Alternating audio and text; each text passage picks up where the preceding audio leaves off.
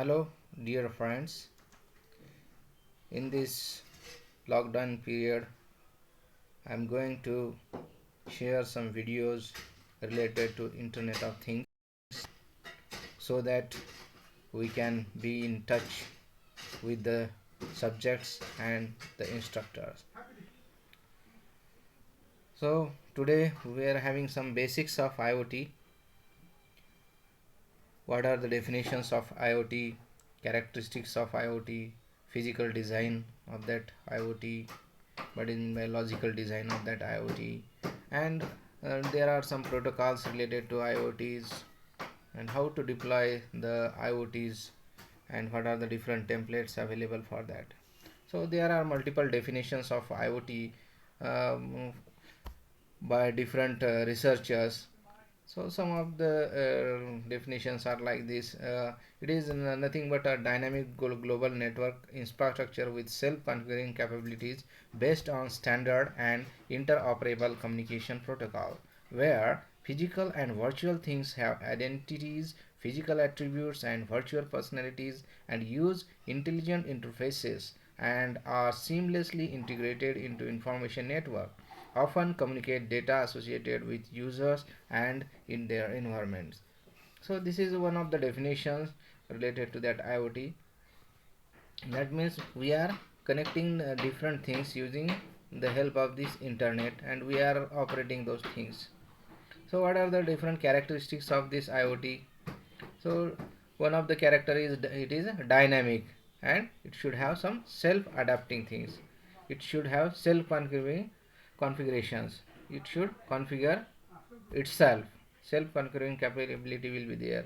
Interoperable communication protocols need to be there because we are having different types of devices. Likewise, we are having unique identity given to every IoT device integrated into information network. So these are some of the points that are related to IoT. So what should be the physical design of that IoT? The thing. What is meant by thing in IoT? So the thing in IoT is usually refers to the IoT device which have unique identity.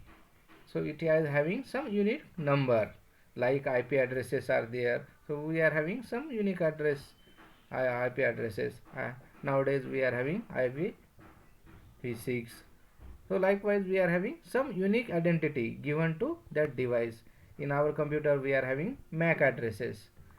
So that MAC address is related to that machine. Likewise for IoT devices we are having some unique identity, and we can perform remote sensing, actuating and monitoring capabilities of that device. So likewise we are having some physical design of that IoT system. IoT device can exchange data with other connected devices. So if you are having other connected devices to that IoT, it should exchange the data from one device to another device. The mode of exchange of that data may be direct or indirect, directly from one device to another device, or we can have some media by which we can have some communication, because we are having different types of sensors, actuators, and for that purpose we need some indirect communication also. Likewise we have to go for collection of data from other device, and we have to process that data locally, or so some devices are there which are taking that data and they are processed locally, but in some cases we can send that data to some centralized servers or cloud based applications, backends, or processing the data. So likewise we are having this physical designs of this IoT.